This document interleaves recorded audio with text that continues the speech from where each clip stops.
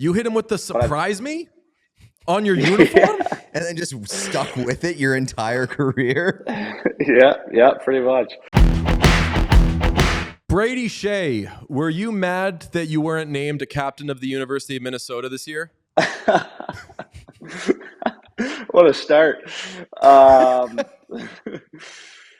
No, I'm all good with who they chose. I looked yesterday. I saw they had like six captains or something like that. I don't Yeah. know who the C's. Yeah, there we go. Look at that. They have Four captains, four captains Insane. and two assistants. Have you seen That's that before? wild. I guess they're just giving them out up there now. I don't know. I was there for 3 years and didn't get one, so that's pretty funny. So our takeaway is if you're one of the guys that gets an A, are you like, actually this kind of sucks? Like, we're handing out C's like candy. How come I couldn't just get one of those? What did I do to not get the C when in the year that everyone gets it? There must just be a bunch of really good guys on that team. I mean, I know that when I was there and the guys that played in our school, we had a bunch of good dudes, and they must have six just unbelievable guys that are great leaders, and they can't pick between the six of them, so they got them all. Letters. It's. I mean, you're a former quarterback. They always say if you have two quarterbacks, you don't have any. So if you have four captains, what does that say about your team? I don't know. I think they're supposed to be pretty good this year, so we'll have to wait and see in March and April how it pans out. But I think they'll be all right. I think they'll be just fine. You know what a Pirate's favorite letter is? R. No, it's the C. So Pirates probably love University of Minnesota. Bunch of motherfuckers wearing No C. kidding. Got to laugh out of Sean there. We're not always doing that. Speaking of like the whole good guys thing, everyone I spoke to in doing research on you led with one of the best guys I know, always in a good mood. I feel like the theme of this year's Predators team is vengeance, and we'll show them. In Stamkos, I get that. Marchessault, I get that. Do you how are you going to manufacture a chip on your shoulder? Because it seems like you're just a happy guy. Well, thank you. I must have a lot of people fooled. But I no, I like to think that I'm obviously not like the toughest bruiser guy out there, but I like to think that when I'm on the ice and when it actually matters, I try to find another level and definitely competitive when it comes to hockey. So. Off the ice, I try to keep it pretty even keel. Rick Nash, when I was a rookie, always said, never get too high, never get too low. Try to stay in the middle, and that really stuck with me. So trying to, if things go great, they're probably not going as great as you think, and if things are going bad, they're probably not going quite as bad as you think. So try to stay in that even keel mindset, and I think that's helped me so far in my career. What other stuff did Rick Nash say? He rules. Pete's the biggest Rick Nash fan in the world. Rick Nash so much. Nasher is the man. He took us on a golf trip to when we were in New York. We went to Fisher's Island, and Nasher got us a helicopter to fly out there and fly back in the same day. So I got nothing but great things to say about Nasher. He's an unbelievable guy. But you didn't want to sign with the Blue Jackets, right? He can't be that good of a guy. Bad sales pitch. Nasher didn't call me this summer, so I didn't talk to him this summer, but I'm happy where I'm at. Hey, thanks for watching the channel. We appreciate everybody who checks out our stuff, but 80% of our viewers are not actually subscribed to this page, so if you could smash that subscribe button, it would go a very long way for us. The more subscriptions we have, the more visibility we get from YouTube, which allows us to do more. So press that button. Thank you. I was wondering, like, just so you could kind of fit in with Stamkos and Marchessault, when you picked the Predators, you should have, because I talked to people from the Hurricanes, and I was like, all right, give me some cool, like, tea. Give me the stuff on Brady Skjei. And they were like, we are so sad we don't have him anymore. They loved you so much, but you should have called them once you picked the Predators and been like, hey, withdraw your offer so I can be mad at you and act like you spurned me, so then I can kind of fit in with this big three here. Oh man. Well, that's great to hear. I mean, I absolutely loved it in Carolina. I really did. I thought it was an unbelievable place. I loved playing for Roddy. I loved the guys on the team, the training staff, the equipment staff, everybody. I can't say enough good things about that program and how they treated me and my wife. But yeah, I mean, obviously it comes down to there's a business at the end of the day, and I really look forward to this new challenge and new adventure in Nashville, and obviously getting guys like Stammer and Marshy is amazing, and the team that they had last year and the up and coming guys, it's going to be a fun year for sure. Do you have any good Seth Jarvis stories? Because we love that guy, and it seems like he is a piece of work. He is the man. He would be absolutely perfect for this podcast, this show. He's been on. He's been on. Oh, he has? Okay, sorry. He came on and in short order declared he hates himself. Just like really, really good He's stuff. he's really even keel. He keeps it even keel. He never gets too low. No, never. No, Jarvy's the man. I don't know how many stories. I have a ton of stories, but I don't know which ones I can tell.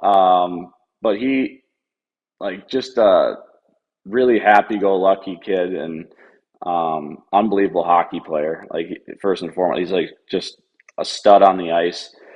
For being a small guy, it's amazing how many times he's on the puck first and not scared at all about going into the corners with some of these massive defensemen. No, Jarvy's the man, and this year for sure. Is it common? I mean, it's sometimes I've been around teams that the young stars and the high first round picks and everything. Sometimes you kind of have to give the opportunity before it's necessarily earned, and sometimes veterans can kind of feel a way about it. It seems like he came into Carolina and the whole team absolutely loved him. Is that a correct read?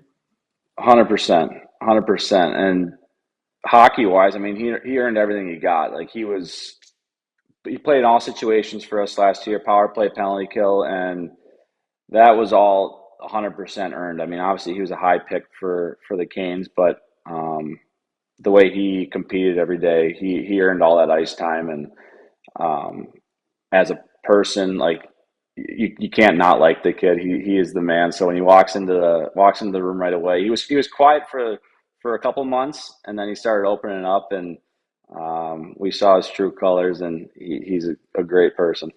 What are your early impressions of Stamkos and Marchessault as teammates? Like I said, so much of the offseason, so much of the story leading up to their exits from their teams were like respect coded and all these things, and like, did Tampa treat the player like all these sorts of things? When they arrive with their new team, what are they like? They've been unbelievable. I mean, all class, and I mean, it's got to be really difficult, especially for Stammer being in one spot for so long and being such a huge part of that organization and being the captain for so long. He's done an amazing job of coming here and still being a leader and still being that player that he is. It's fun to see. He's one of those guys you kind of look at throughout the day and throughout practice and kind of see what he's doing because he's been there for so long and knows what it takes to win. So both of them have been great, and I think all three of us have felt very welcomed the second we stepped foot in Nashville. So that's a credit to the management and the coaching staff and the players in the room that have made us all feel comfortable in the room. Have any of the players from last year's team filled you in on the whole U2 debacle? Because we were all over that, keeping track of their record before and after. Looked it up. You play in Vegas on April 12th. U2 not playing. Is this still part of the team's DNA? I'm not sure on that story. I don't know for sure. I'm gonna have to get some facts tomorrow at the rink. But you're talking about, is that right before they went on their big run last year? Yeah, so they had tickets to go see U2 at the Sphere. They were playing so poorly that I forget who it might have been. Was it Trotz? So yeah, Trotz said, "No, U2, you don't get to go to the concert," and that really got everyone's attention. And then they went on this insane run. And I want to say from then to the end of the year, I think that even like better than Edmonton, they were the best team in the NHL. So just withholding Bono. So no U2. So if there's a U2 show somewhere this year, we just got to cancel the tickets and then try to go on another huge run like they did last year. Exactly. Yeah. Try to manufacture it. Yeah. If you're if you're ever on like a losing streak, if you've lost 2 or 3 games in a row, buy tickets for a concert the next week, then lose the next Yes. game, and then automatically you're going to go on a run. It's That's smart. tried and proven. Yeah. Yeah. You guys are I onto gotta ask something. you the silver hair. It looks great. It's unbelievable. When did that start? It probably started my freshman or sophomore year of college. I'd have like one or two that it would poke out, and then noticeably, probably I don't even know, the last 5 years that it just came in pretty strong. I haven't. I will never dye it. I'm just not. I'm not going to do that. I think sometimes that might look worse than when you keep it the same, keep it as it is. So we're just going to rock it. Maybe in 5 years here, I might have a fully silver head. We'll see. I was gonna say, like, was there ever a point of resistance against it? Because I'd imagine a lot of people would have that. I respect the hell out of you for just being like, "Hey, I am who I am. It just so happens that I'm extremely handsome, and also I have the gene that lets me be more handsome when I'm older." So good for you, buddy. Oh yeah, thank you. No, there was never any. There was never any doubt. I was gonna keep it the same the whole time. There's no way I could stay up on top of the hair dyeing, and honestly, probably just too lazy to do it. When I get home, it's the last thing I want to deal with is my hair. So we're just gonna rock it and see where it goes from here. But it doesn't seem like you, because you've always had a lot of volume. It doesn't seem like you've lost any volume. In my case, I'm a little older than you. I'm not really going gray, but I'm losing a little bit of the volume. I would much rather go gray and keep the thick, full head of hair. Yeah. Have you noticed any other changes hair-wise, or is the volume pretty much there? Volume's still there. When I go get haircuts, the barber usually reassures me. He always says, "Well, you're not going to lose your hair anytime soon." So that makes me feel pretty good. No, I haven't lost any of it. It's all turning gray. So it's not the worst problem to have. I would definitely choose the gray over the bald. So we're going with it. Okay, so on that note, again, when I reached out to people about you, they said that you're the best guy, you're the nicest guy, and one former teammate of yours said, seriously, can't think of anything wrong with him. Not that I was asking, but he said, like, he's just good at everything. Obviously, you're known as being a great golfer. As Pete mentioned, you were a great quarterback in high school. You were an honors student. All of these things that you I get, like, with the hit, pretty easy on the eyes. You're signed for 7 years. Nothing can hurt you, really. So if you had to put a presentation together on why Brady Skjei sucks, like we did one on us, Sean, if you could put it up, like we'll admit our shortcomings. What would your Brady Skjei sucks presentation include? Oh man, I would say I have bad posture as well. That's one thing that I'm working on. So we can say posture is one. I've used this already. They did this video with the Canes last year about what I'm bad at, and there are plenty of things. But I keep saying if you at home, if you ask my wife, there's a bunch of things. There's taking out the trash, taking out the recycling, folding my clothes after laundry. So I would say I'm not. I've gotten a lot better around the house, but that's taken some time of taking care of all the dishes and all the laundry and all that. So I'll say bad posture and being around the house. My heart stopped there because you said, well, if you ask my wife, and I was like, don't say bad husband. We're just fucking around here. If you ask my ex-wife. People generally aren't happy being around me. Like, no, dude. We've heard that you're an incredible golfer. Where would you put yourself in the ranks of like active NHL players in terms of golf skill? Well, I've played with two guys in the last 2 months that are better than me for sure. I think Matt Boldy in Minnesota I played with. He is a stud. I think he played in like some professional or Corn Ferry or some tournaments. So he's a real player. And then Gus Nyquist on the team here is a +1 or +2 handicap. So he's got me beat. I don't know. I'm right around scratch, so I'm pretty good. But there's definitely some guys better than me, no question. Did that factor into your decision at all with Nashville? Maybe staying in where the weather's a little nice? It actually, no, it did not. I mean, I think honestly, Carolina has some pretty good golf too. So golf wasn't at the top of the list when I was looking for places to sign, but there's obviously some great places here and some new ones opening up as well. So golf, yeah, you can't beat golf down in this area of the country, and obviously in Carolina, it's some serious golf courses. The golf messaging in hockey needs to be straightened out, and I would like to address that with you. Where do you feel the messaging is right now? Because you all love golfing, hockey players, but the moment it's time to make fun of somebody, you say like, "Oh, you're going to be golfing in the off season." Why the inconsistency there? And if somebody makes that joke to you, are you like, "Yeah, I'm a scratch golfer, suck it"?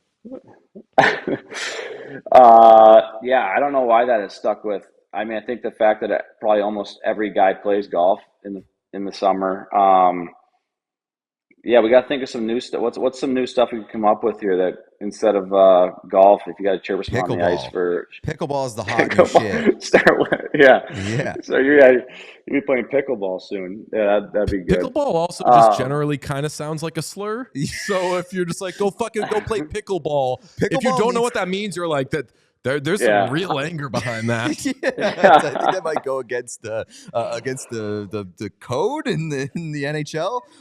No, I think pickleball needs to be humbled. So if we can get this into the mix, I would like it. Bring it down. We'll see if some hot mics can pick me up saying that this year. There you go. I'll say that won't do you any favors in the establishing that you're an angry, mean guy. No, I won't at all. No chance. I'm also the worst chirp. Like I don't say a word out there because I'm not quick enough. Like there's some guys that are so witty and so quick. I don't know how they do it. Like it's like the spur of the moment, and you'll be sitting on the bench and you hear some of the stuff. It is unbelievable how quick guys are. Have you ever gotten cooked? Gotten cooked? Yeah. Like by somebody else? Chirped? Yeah. No, I actually haven't. No, I haven't yet. I think the fact that because I don't really say much, that people know that I'm not like big chirper, and I think someone hit me with the gray hair one time, and that was Matt kind of Martin. tough. He's famous for that. It's already been used. Like move on from that one. Go Can't dye your take hair. that. So yeah, exactly. I'll probably be getting that the next couple of years. I might be getting more and more that go dye your hair, and we'll see. Well, to that you say like, I can change my hair, you can't change your face. Something like that. There you go. There we go. That's perfect. This is somebody who's been made fun of for various different things. So a cool trick that you can do, though, is if somebody chirps you and you're like, fuck, I don't have a comeback, what you do is you say what they just said, but in a stupider voice. So if that one usually like, works nice pretty well. Pass, oh, nice pass, and then everyone's going to say, ooh, man, he's a good chirper. That's something I would say if I was chirping. Just make myself look like an idiot. Yeah. Or just skate by someone and just go, stupid. That's good. You're from Minnesota. You know how great of a hockey state it is. It's literally the state of hockey. Do you have any theories on why their NHL team sucks so much? Holy shit. Wow. That's tough. They're in your division now. You're allowed to talk shit about them. Yeah. No, I can't. I can't do it. They honestly, I mean, I still remember the biggest goal. One of the biggest goals probably in franchise history was Bruno's goal in like 03 or 04 against Vancouver. I remember like watching it clearly. But since then, yeah, it hasn't been exactly what they were looking for. I don't have the answers. I know Billy G now pretty well, and he'll turn that team around. So they got a good guy leading. I feel like anyone who wasn't paying attention in the Marian Gaborik days, there was a thing. They were when I was in high school, the Minnesota Wild were exciting, and not, I won't go as far as Pete went, although that was pretty charming. There are games where I'm like, this just isn't fucking interesting to me. Maybe it's because I miss Marian Gaborik or something, but I'm assuming you grew up a fan. I did, yeah. I wasn't like the biggest Wild fan. Honestly, growing up, I was like all Minnesota Gophers. I was like huge Gopher fan. So um, the Wild were brand new when I was so like 6 years old. They were a brand new team. So I was a little more invested in the Gophers, but I definitely went to a fair share of Wild games. We're big jersey and number guys. I know Pete wanted to ask you why 76. Absolutely no reason. I showed up to training camp my first year in New York, and that was the jersey they gave me, and I just stuck with it. There's nothing behind it at all. Just the number they gave me at training camp. You hit him with the surprise me on your uniform, and then just stuck with it your entire career. Yeah, pretty much. I mean, when you come in as a rookie, you have zero say. So they could have gave me any jersey. It didn't have to be a number. I was going to try to make the team. So yeah.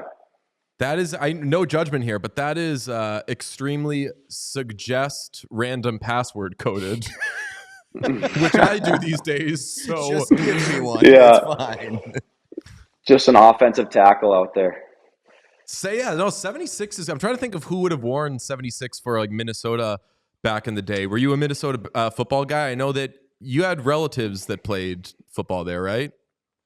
I did, yes. My grandpa and my uncle both played football at Minnesota. Lawrence Maroney? No, Lawrence Maroney. Uncle. Yeah. Your grandfather was Yeah, Lawrence right. Maroney. Yeah. And my uncle was Marion Barber. Unreal tandem. Yeah. Yeah, so I mean, I come from a football family for sure. My dad played football, my uncle, my grandpa all played football, and then my uncle on my dad's side actually is a skating coach in Minnesota, and he has worked with NHL guys his whole life, and he was one that kind of got me into hockey. So that's how I got into it. But definitely come from a football family. Well, now that we got to football, and I act like that's not because I just took us to football, but now that we got to football, I do want to close with this. Do you feel any kinship with Tua Tagovailoa in having a non-phonetic last name? Did that make your life easier at all when like Tua Tagovailoa happened?